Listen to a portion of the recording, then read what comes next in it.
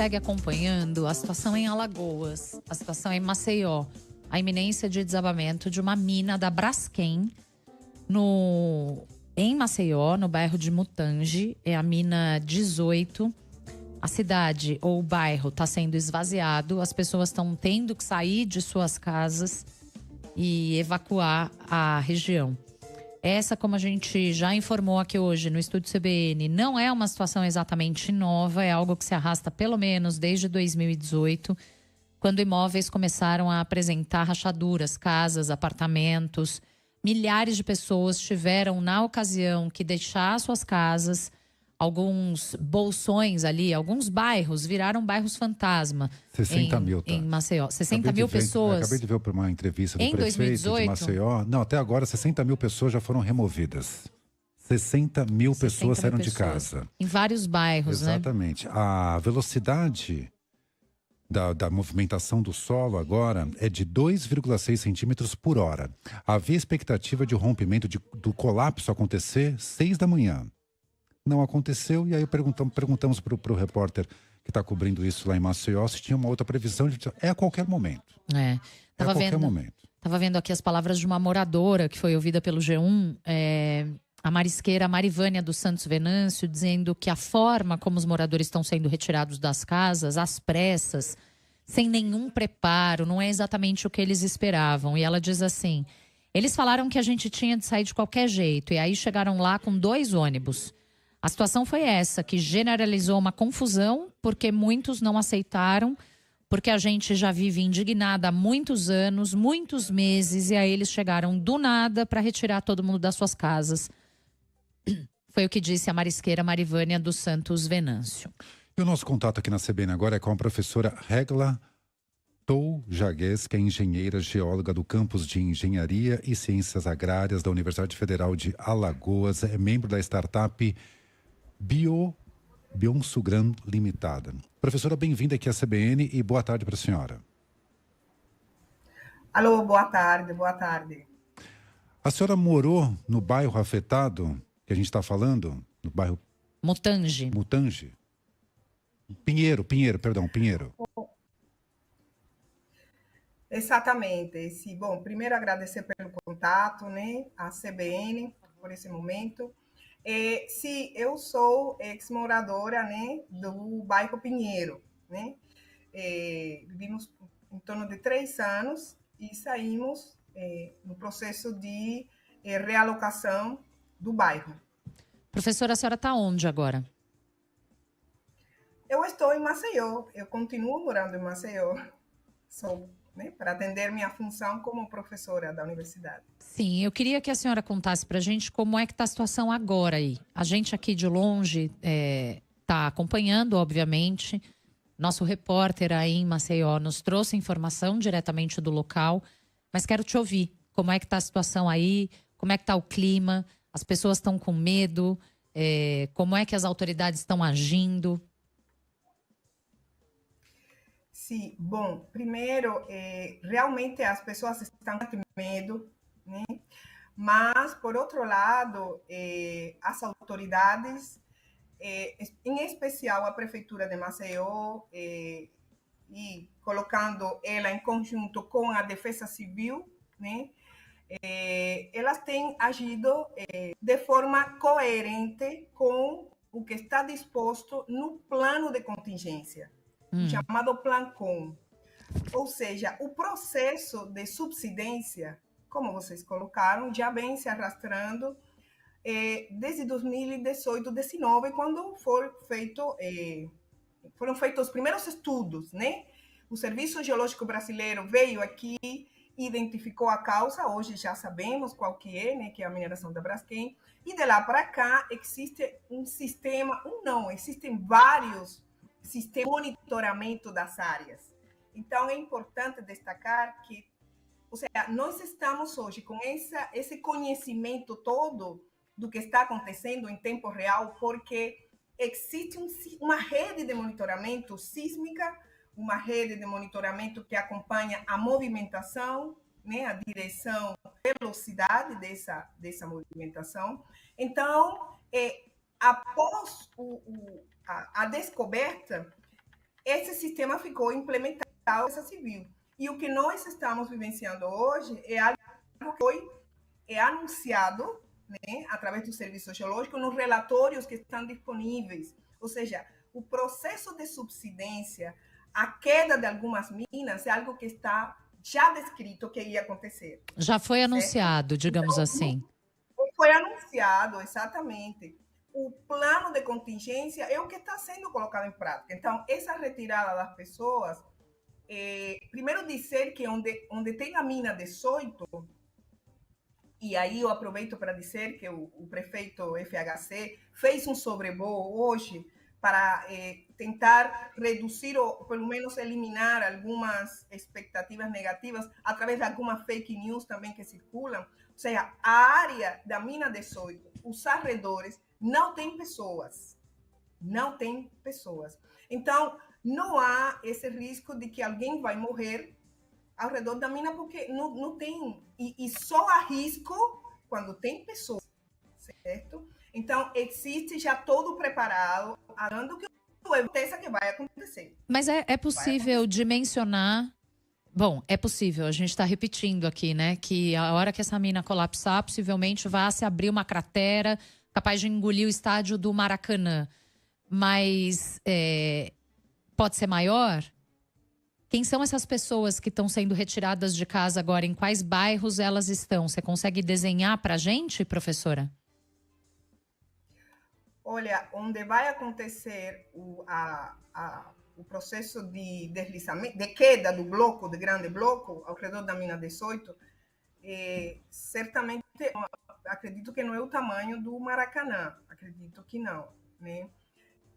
Não posso lhe dizer com certeza, não posso dar essa certeza aqui do tamanho. Isso vamos esperar, né? Mas existe um monitoramento que está acompanhando. E eu acredito que ao redor da mina 18, o que vai cair, o grande perigo aí é o problema da lagoa. Eu acredito que mais é o problema da lagoa. Qual é o problema da lagoa?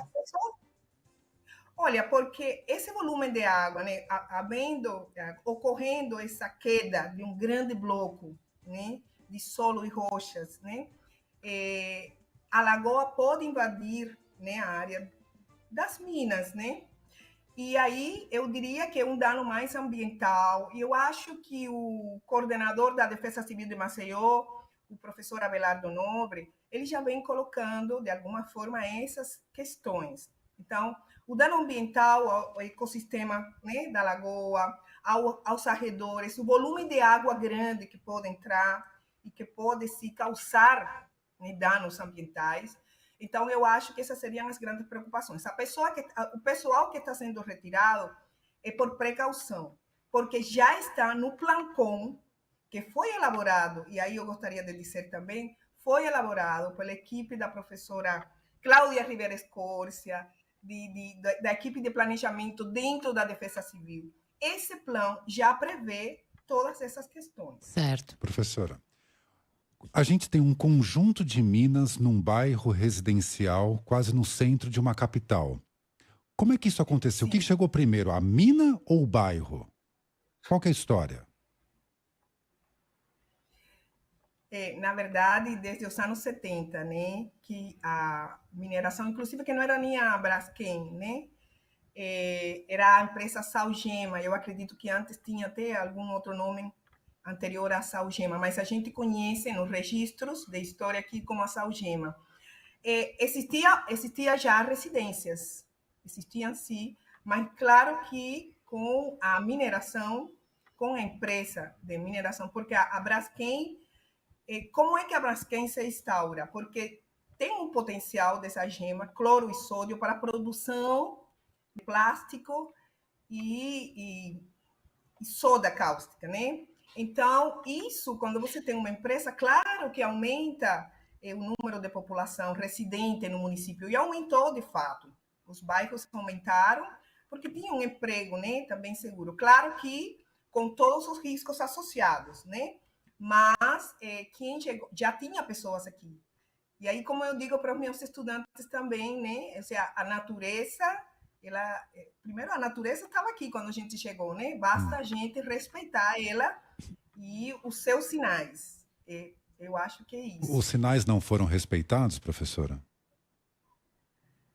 Realmente não, né? Realmente não. A gente sabe que a causa desse processo de subsidência foi a remobilização falha em profundidade, falando de mais de 1.000 metros de profundidade, que é onde tem o corpo de sal. Então, imagine 1 quilômetro de profundidade, é onde isto está acontecendo.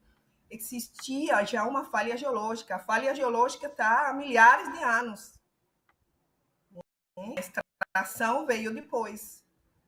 Então, a senhora acredita que pode haver um efeito cascata com o colapso da mina 18, acabar havendo um efeito contágio em outras minas que ficam ali próximas? Justamente por causa desse risco que a senhora vê em relação à lagoa, de encher de água, enfim. Há possibilidade, há o risco, né, de se estender? Olha, o risco ele sempre existe, mas não há provas contundentes de que esse efeito cascata possa acontecer. Certo. Então, eu prefiro me referir apenas à mina 18. Nós estamos falando de extração de salgema. Pode explicar melhor o que é isso? Que material é esse? É usado para quê? A senhora já falou a profundidade, cerca de 1.000 metros, certo? O que é? Isso, o sal, que é um cloreto de sódio, né? Ele é um depósito, faz parte dos chamados depósitos evaporíticos, né? Que são sais, né? Que são formados em ambiente há milhões de anos, né? Em ambiente de condições de laguna fechada, né? A água saturada em sal, ela precipita, né? Cristaliza os sais e se forma o mineral, o depósito mineral. Sedimentos depois fazem o processo de cobertura desses sais e assim a gente tem um depósito de sal em profundidade, né? Isso acontece em áreas, né, de depósito sedimentar, em ambiente sedimentar, que é onde a gente vive, né? A nossa área aqui. Tá, e aí há o receio, então, de a água da lagoa se tornar salgada? Exatamente, sim. Sim, sim. Porque o mar poderia, então, ocupar, né? E, na verdade, a gente chama lagoa, mas, estrito senso, né? Seria uma laguna, que é porque ela tem saída para o mar, ela tem contato com o mar, né? Então, eu acho que a maior preocupação seria essa. De fato, está sendo monitorada a água, existe um projeto grande no qual participa pesquisadores da nossa universidade, o professor Emerson, que faz todo o monitoramento longo da lagoa. Professora Regla, lá atrás, em 2018, a gente está retomando essa história porque esse risco que a gente está vendo hoje não é de hoje, né? É uma história que já tem alguns anos. Em 2018, alguns imóveis começaram a apresentar rachaduras e a senhora foi afetada diretamente por esse fenômeno, né? Pode contar para a gente? Exatamente. Em 2018, né? Depois do aquele tremor que aconteceu em março, começaram a aparecer essas rachaduras nas residências. Eu morava no edifício Lagoa Manguava, bem próximo ao chamado Campinho da Braskem, onde tem inclusive um poço estratigráfico que foi feito ali. E não se sabia, né? Realmente, inicialmente, se pensava que era um problema mais geotécnico, ou seja, de construção civil, né? Você pensava que era isso, mas nós assim, sempre conversávamos com a Defesa Civil que não era possível essa alinhação do processo de quebra. E aí sugerimos a questão de presença de uma falha que foi realmente confirmada pelo Serviço Geológico Brasileiro. Para a população, foram tempos tenebrosos, porque sabia o que poderia ser. E nós, até o Serviço Geológico testar as 4 hipóteses, porque não se sabia, e definir, foi Foram tempos realmente tensos. Mas entramos no processo de realocação, né, de indenização. No meu caso particular, eu fui atendida muito bem, assim como os vizinhos do prédio, porque era alugada, né? Eu morava Sim. de aluguel ali, não era apartamento. Mas todos os meus vizinhos já hoje estão nas suas casas. Receberam indenização da Braskem? Sim, sim. Todos sim, os removidos? Sim. Bom, no caso do Pinheiro, eu lhe digo que uma grande parte, há pessoas que não saíram porque não consideraram viáveis a recompensa, né? O valor que tinha O dinheiro sido colocado para eles. oferecido como indenização era muito baixo. Exato, exato. Perfeito. E aí permaneceram algumas pessoas, inclusive donos de empreendimentos, que eu acho que foram pessoas que sofreram muito, né, porque tinham feito investimento. Eu lembro de um senhor dono de padaria que ele dizia que tirar o forno de lá era muito mais caro do que ele ia receber. E então, para ele era inviável. O que a empresa fez nesse tempo todo e como é que ela está agindo agora com o risco da mina desabar?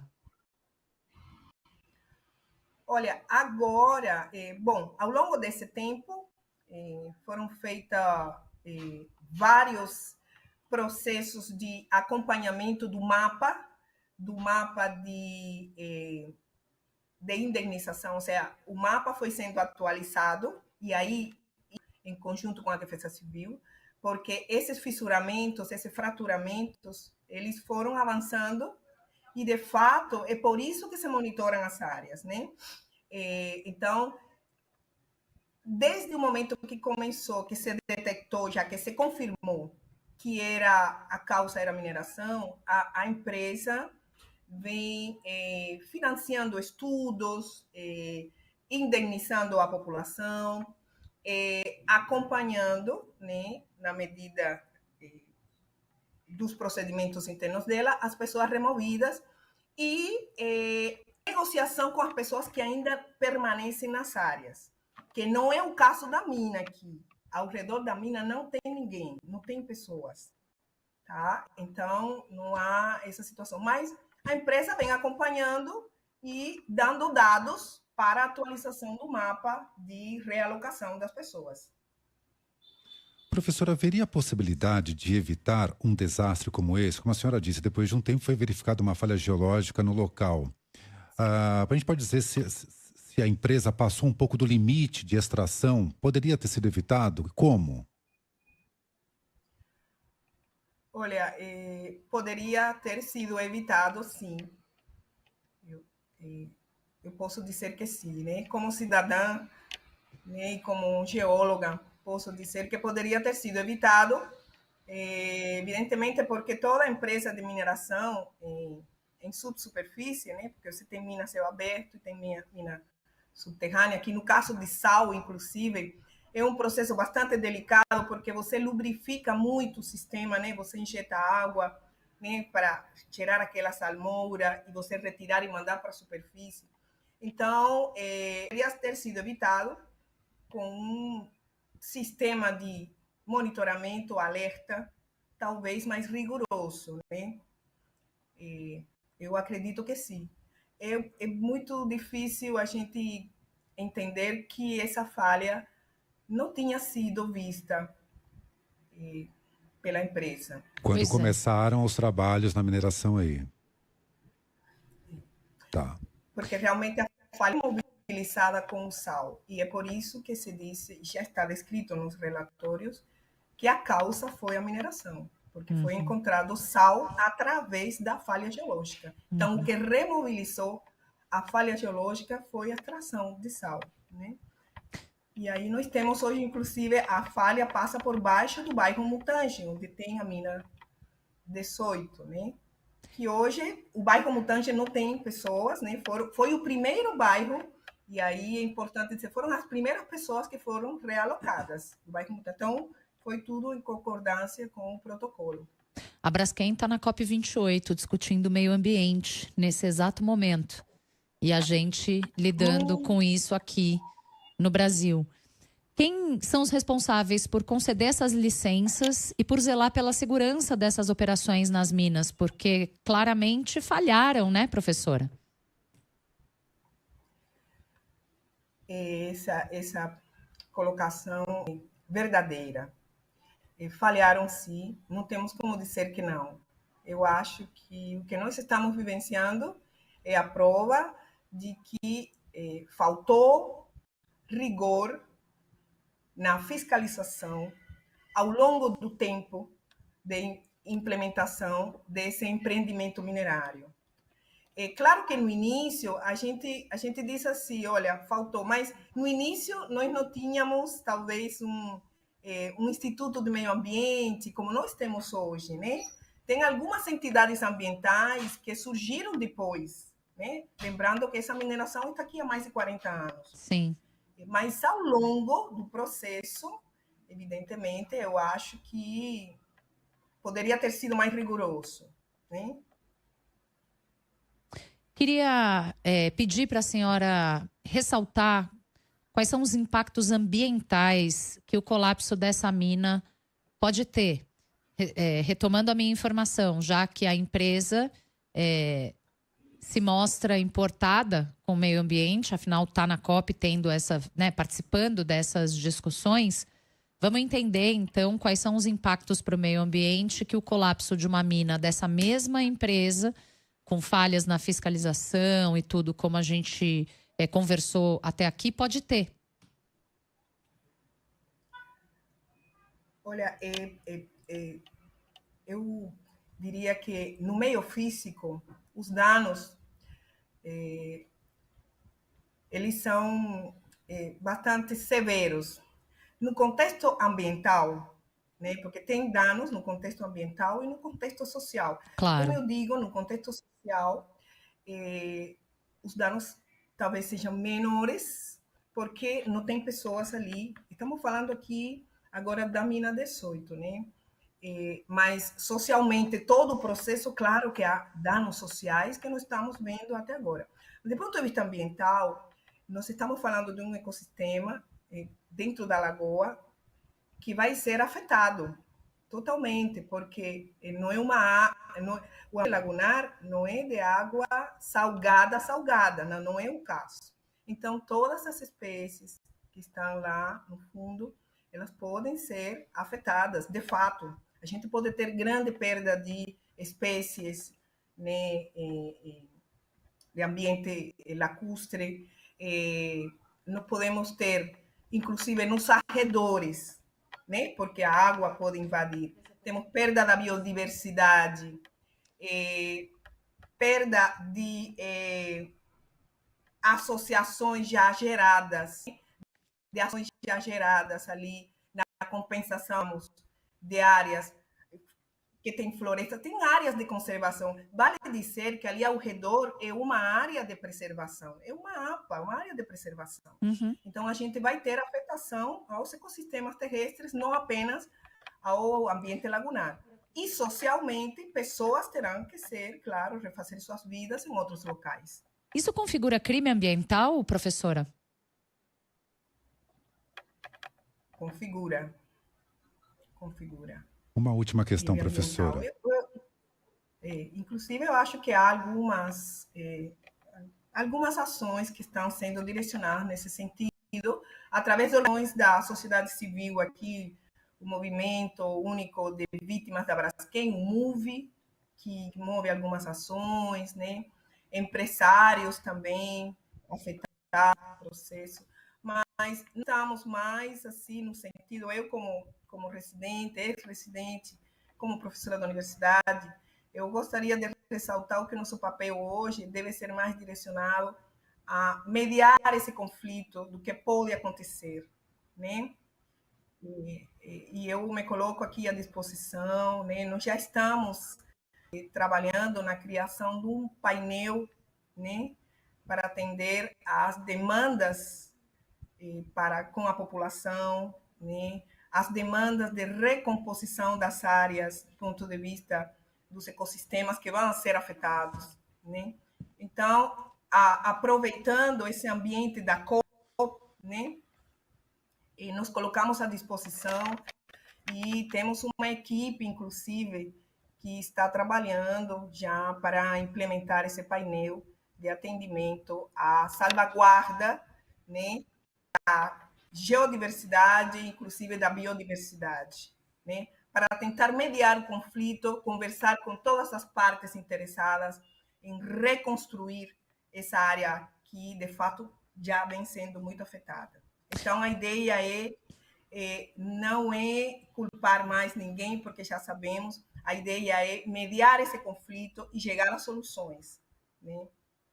Professora Regla Turragues, engenheira, geóloga do campus de Engenharias e Ciências Agrárias da Universidade Federal de Alagoas, integrante da startup Bioinsurgram Limitada. Quero agradecer demais a gentileza e o tempo da senhora, a paciência para nos explicar a nós e aos nossos ouvintes a situação em Maceió hoje. Muito obrigada, professora.